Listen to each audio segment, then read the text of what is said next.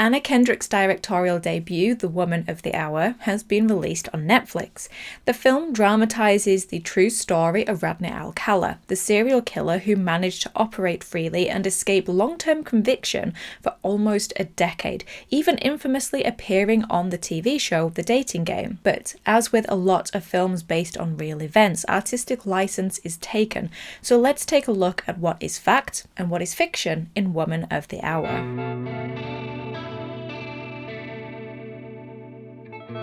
Welcome to a new episode of Truly Horror, the series where we talk about the true stories, the true events, and true crimes surrounding certain horror movies. The behind-the-scenes stuff that is often stranger and scarier than the movies themselves. This episode is going to be a Truly Horror, looking at the fact and truth behind the film's depiction, but I will also be talking about the film in general, including why the choice was made to change certain aspects of the events in order to convey the film's important message on the mistreatment of women and how the environment of the 1970s allowed Rodney Alcala to go undetected for so long. Woman of the Hour is a crime thriller that blends genres, adding horror elements to this already horrific story. The film was written by Ian McDonald with Anna Kendrick in her directorial debut. Anna Kendrick also stars as the lead character, Sheryl Bradshaw, alongside Daniel Zovatto, Nicolette Robinson, Autumn Best, and Tony Hale. Set across 1970s Los Angeles, Wyoming, San Gabriel, and New York City,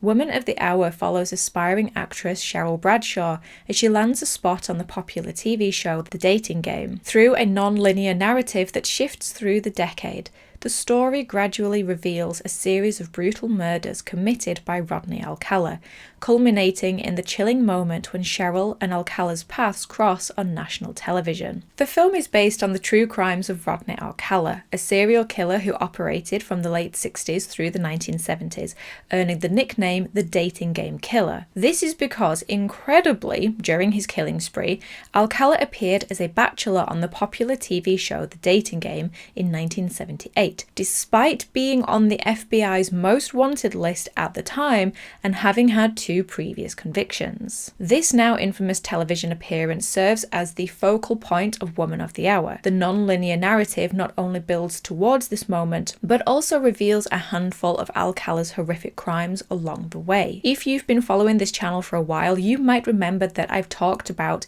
this dating game incident twice before.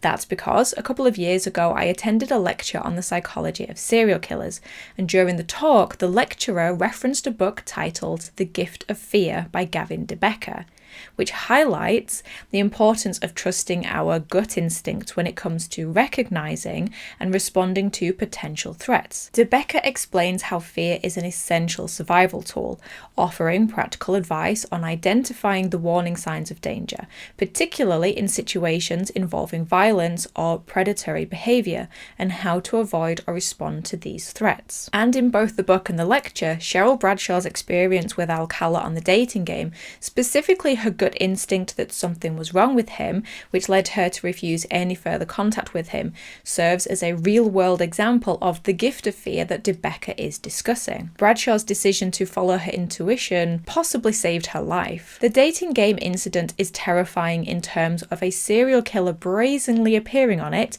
yet fascinating in terms of Cheryl potentially avoiding a very dangerous situation by responding to the warning signals that she felt. It's certainly an interesting event to portray in film, but in Woman of the Hour, what is actually fact and what is fiction? What isn't shown in the film is that in 1968, Rodney Alcala invited 8-year-old Talia Shapiro into his car while she was walking to school. A witness saw this happen and, thinking it was suspicious, followed them and called the police. The police reached the location the Good Samaritan had followed them to and kicked down the door only to discover Talia Shapiro, who had been assaulted and attacked, with Alcala escaping out of the back door. But they found his photo ID, and while he had escaped, he ended up on the FBI's most wanted list. In the opening scenes of the film, we see a woman on an isolated hill in Wyoming, 1977. With her is a man photographing her and lending a sympathetic ear as she becomes emotional over the loss of her boyfriend. It's a beautiful moment of vulnerability that quickly becomes terrifying as the man, revealed to be Rodney Alcala, strangles her only to revive her with the intent of attacking her again. The fact behind this fiction is the story of Christine Thornton, a woman who went missing in 1977 and whose sister was still trying to find her 39 years later. Christine's sister Kathy has said her family always believed it was the boyfriend who had done something to her, but despite contacting the FBI and the Department of Human Services, they were no closer to finding out answers as to what had happened. But then, in 2013, her son had watched a 48-hour story on Alcala, which led him to CBSNews.com. There they saw Christine in amongst Alcala's collection of photographs of believed victims. Christine Thornton, 6 months pregnant at the time, had split up with her abusive boyfriend in the summer of 1977.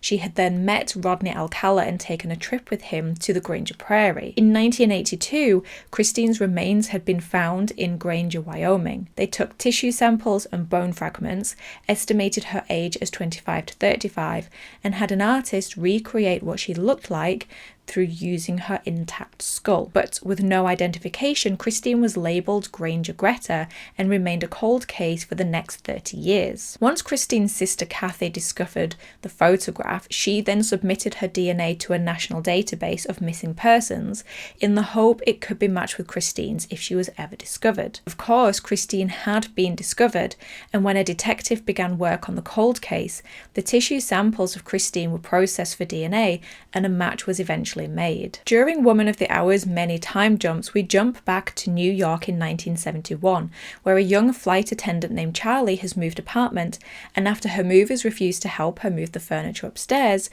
she tragically asks Alcala for help. The two initially bond over drinks, but Charlie eventually becomes uncomfortable around Alcala, and once he senses this, he attacks and kills her. The fact behind this event is the story of Cornelia Crilly, a 23-year-old flight attendant who was killed by Alcala in June 1971. The true chain of events that led Alcala being in Cornelia's apartment are not known, but she had spent the day moving into the apartment that she was going to share with a fellow stewardess. When Cornelia's boyfriend, Leon Borstein, came home to find her door locked and no answer on the phone, he understandably became worried and called the police. They discovered Cornelia in her apartment dead from strangulation. Without the forensic tools that they have today and thousands of murders in New York City alone in 1971, they were unable to find Alcala, and the case again remained cold for 40 years. Until in 2010, they were able to identify Alcala as her killer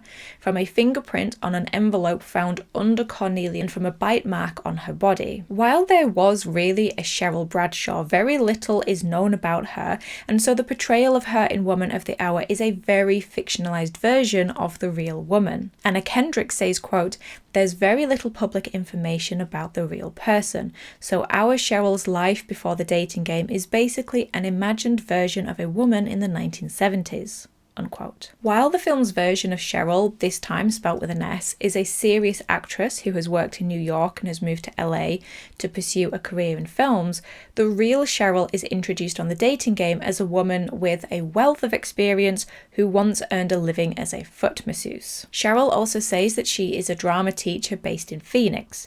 There is no confirmed record of her having been an actress in either New York or LA. And according to a 2012 interview, Sheryl Bradshaw, the real Cheryl Bradshaw, stated that she had gone on the show in an earnest attempt to find her one true love. In the film's narrative, after Alcala kills Charlie in New York, he moves to LA where he gets a job at the LA Times. It is here that we see him questioned by the police in 1977 in relation to a crime the film chooses not to tell or show the audience. The police leave, charmed and reassured, and Rodney Alcala goes on to guest as a bachelor on the dating game TV show in 1978. As bachelor number 3, he manages to charm Cheryl and the audience, but eventually reveals his unsettling and dangerous nature to fellow bachelor number 2. Cheryl selects Alcala as her bachelor of choice, and in spite of being warned by bachelor number 2, she agrees to go for a drink with Alcala after the show, when he suggests that they should get to know each other better. However, as the evening goes on, Cheryl becomes uncomfortable around Alcala, fearing that something is not quite right and that he is perhaps not safe to be around. Managing to get the help of the landlady of the bar, Cheryl is then able to end the night early and tries to get back to her car. but Alcala escorts her and asks for her number, and just wanting to get away with no issue, Cheryl gives him a false one.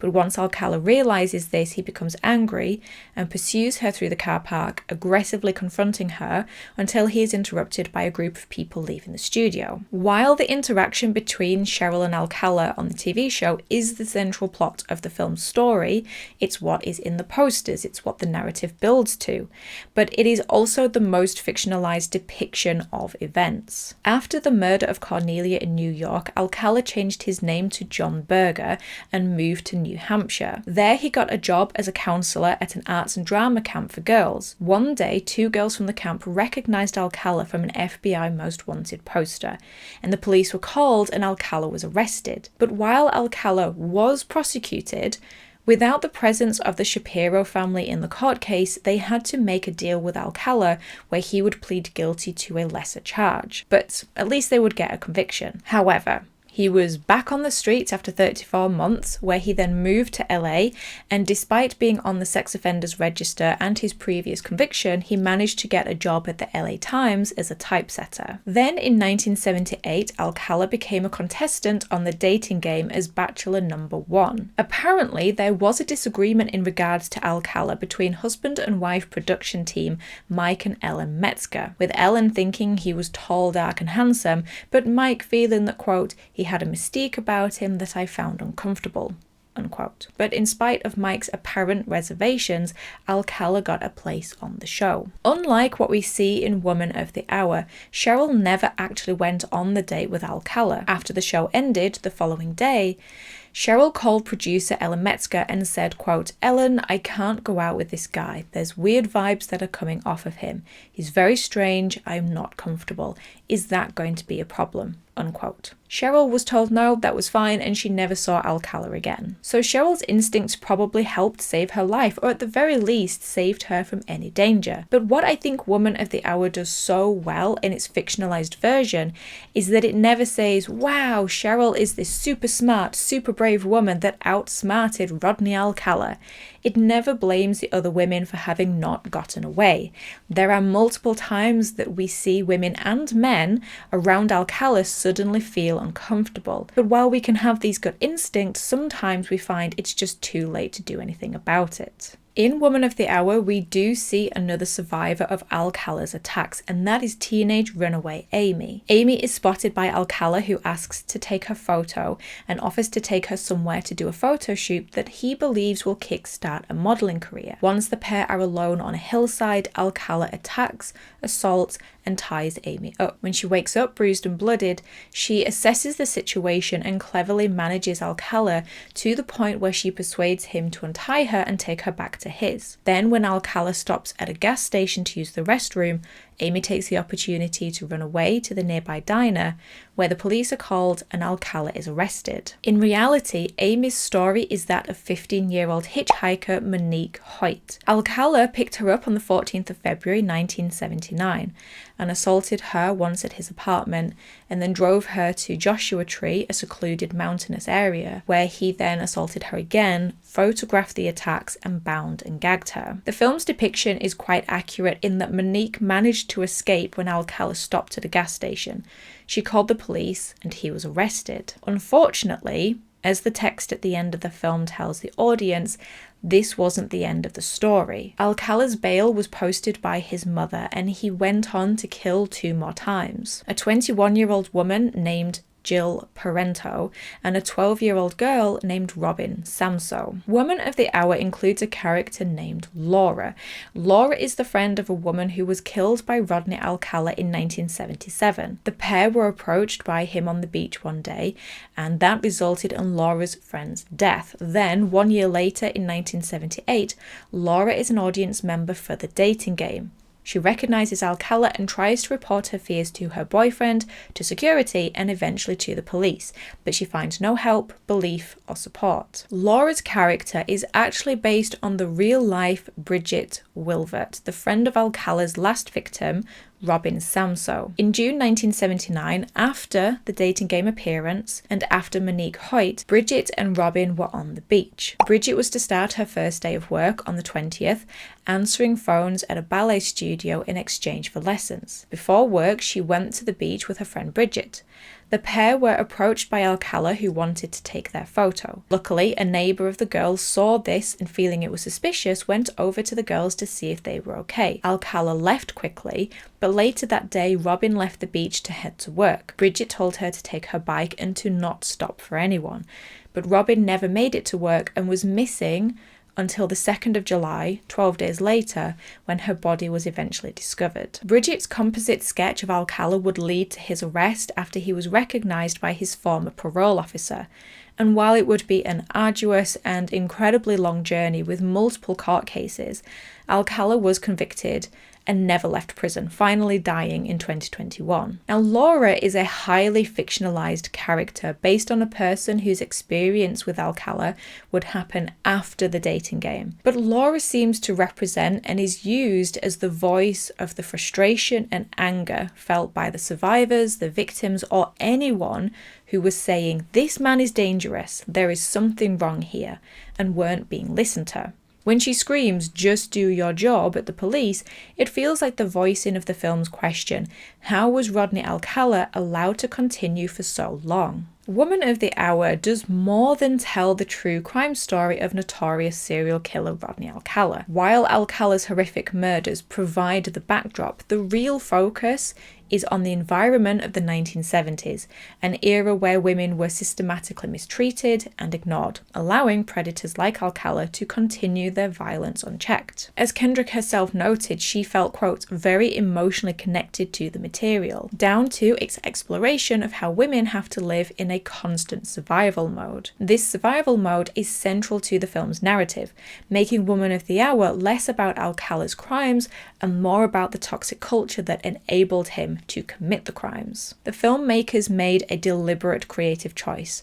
Rodney Alcala, though a looming figure, is not really the primary focus. He is almost reduced to a side character, as the film centers on the experiences of women navigating a world full of dangerous men. This decision reshapes the narrative from just being a true crime story into a commentary on how the treatment of women in the 70s allowed Alcala to go undetected for so long. One striking creative choice the film makes is to portray men as no good. There are no good or trustworthy men in the film. Every male figure in Woman of the Hour carries an air of manipulation or disregard for the safety of women. The film is full of men who constantly invade the personal space of the women around them.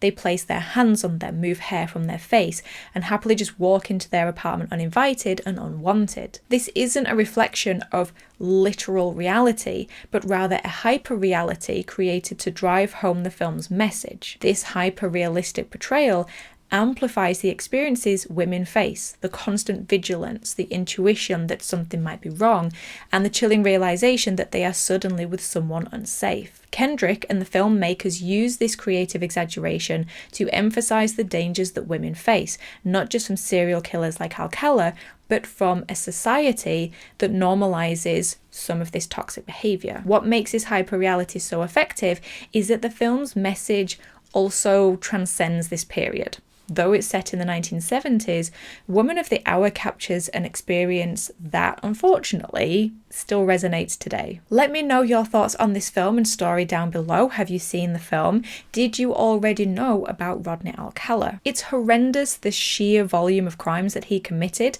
This episode doesn't even cover all of them. I merely tried to stick to the ones that were depicted in the film. But I think that Anna Kendrick has done an incredible job of taking a true crime story, something that the ripples of which are still affecting people's lives today, and made a film that doesn't glorify him or insult the victims. Instead, she's used the story to convey a message that is still relevant today. If you liked this episode, then please give it a thumbs up and hit that subscribe button. And if you would like to support the channel further and get extra content and join these names here, then there is a link to my Patreon page down below. But in the meantime, take care of yourselves, stay safe, and I will talk to you in the next episode. Bye.